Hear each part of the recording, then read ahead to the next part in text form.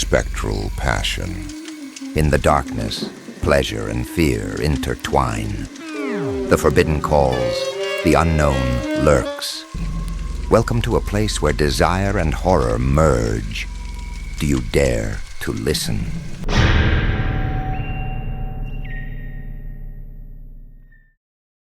Forbidden pleasure. Lorena had always been a woman of intense desires. For as long as she could remember, she enjoyed exploring her own body.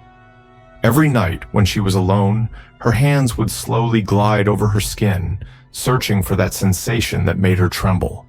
She loved doing it in the shower, the hot water running over her naked body, the feeling of steam wrapping around her. It was the perfect moment. No one could see her. No one could hear her. There, with her fingers between her legs, she could forget about everything. When she moved into that old house, she didn't pay attention to the stories the neighbors told. They said that years ago, a prostitute lived there, until one day she disappeared. No one knew what happened to her. Some said the house had devoured her, but Lorena didn't believe in ghost stories. That night, after a long, exhausting day, she got into the shower as usual. The hot water caressed her skin, and as soon as she closed her eyes, her hand slowly trailed down her body. A soft sigh escaped her lips. Her fingers began to move, caressing herself with the familiar touch she knew so well. Her breathing quickened. She felt that warmth rising from her belly. And then she felt it, a touch on her thigh. She opened her eyes immediately, but there was no one, just the steam and the sound of water falling. It must be my imagination, she thought, and continued pleasuring herself. But there it was again, a gentle caress, but real, this time on her neck, like warm breath. Her skin bristled, her whole body tensed.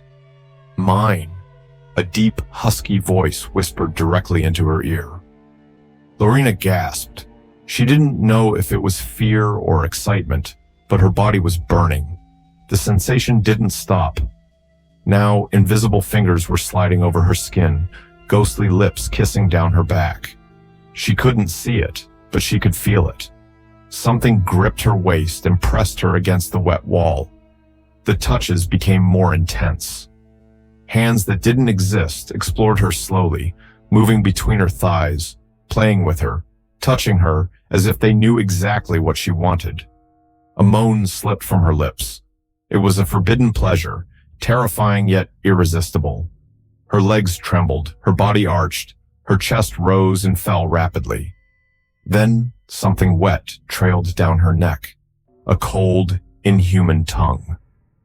Lorena shivered. Her mind screamed for her to run, but her body was trapped in that consuming pleasure. The invisible hands gripped her tighter. Her trembling fingers clung to the wall, her mouth opened in a strangled moan. And then the orgasm hit her. It was so strong, so intense, that her entire body convulsed. Her heart pounded wildly, her skin burned. But something was wrong. She couldn't breathe. Her chest tightened. She tried to inhale, but she couldn't. Her vision blurred. The shadow embraced her. Its dark laughter echoed through the bathroom. And then, everything went silent. The next day, Lorena's landlady knocked on the door several times. The rent was due, and although the girl always paid on time, she wasn't answering. Annoyed, she used her spare key and stepped inside. The house was silent. A chill ran down her spine. She went straight to the bathroom. The door was slightly open. Inside, the shower was still running, the now cold water splashing onto the tiled floor. And there was Lorena. Her naked body sat in the corner of the shower, her head tilted to the side, lips slightly parted, and glassy eyes staring into nothing. Her skin was damp, but strangely pale, almost gray. The most terrifying part was the marks on her body. Scratches on her thighs, bruises on her waist, as if someone had held her tightly. But there was no sign of anyone else. The landlady screamed and ran to get help.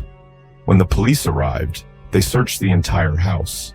They found no signs of forced entry, No footprints from anyone else.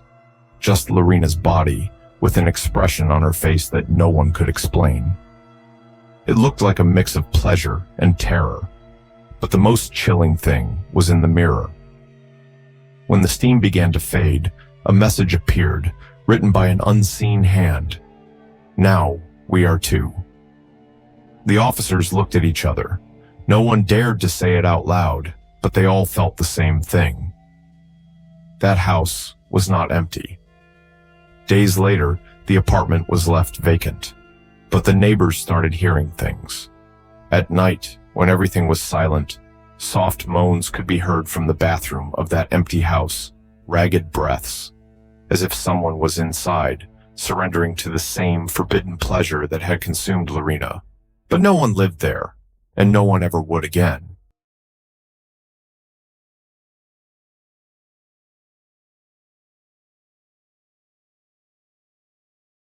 The Perfume of Desire. Luna was a quiet girl, the kind who went unnoticed at university. She was 21, with thick glasses and baggy clothes that hid a body no one bothered to admire. Boys ignored her, and girls used her as a confidant for their love dramas. But everything changed the day she found the red perfume in an antique shop. The bottle was small, made of carved glass with intertwined snake shapes, and filled with a thick, blood-red liquid. The shopkeeper, an old woman with faded eyes, told her, "This perfume is for lonely souls. But beware, what you desire will destroy you." Luna bought it out of curiosity.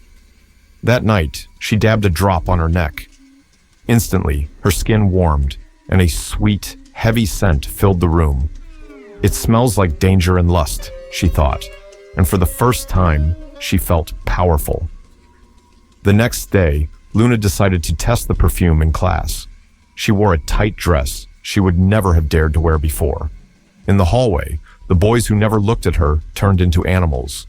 One tripped while staring at her, another confessed his love in front of everyone, and a professor offered her private lessons in his office. Luna laughed inside. It works, she thought, but the perfume had rules. Only 1 drop a day, the old woman had warned her. Never use it on someone who truly loves you. Luna ignored both. First was Mateo, the soccer team captain.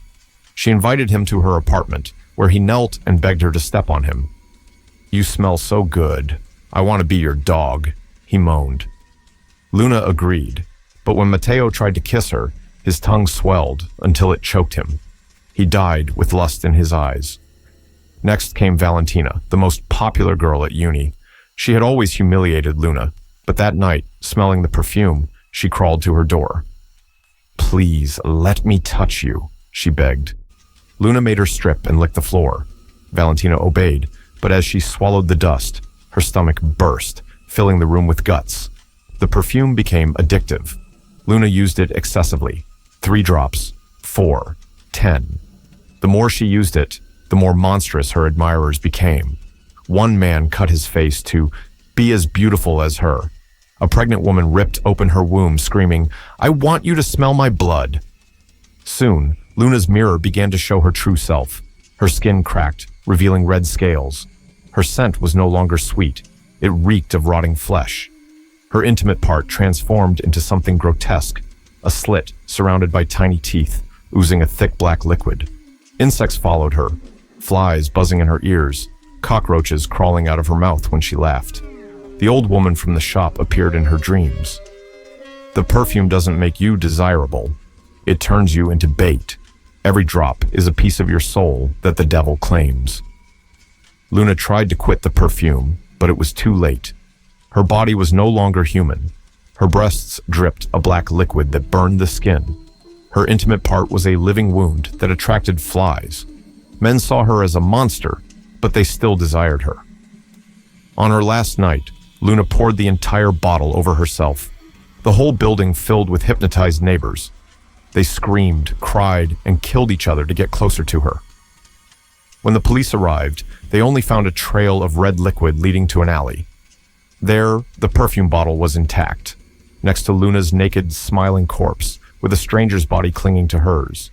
His mouth was sewn to her intimate part, as if someone had tried to silence his screams forever. As a week passes, a lonely girl finds the perfume in the alley. The old woman, now young and beautiful, whispers to him, "Do you want to be desired? Just a drop."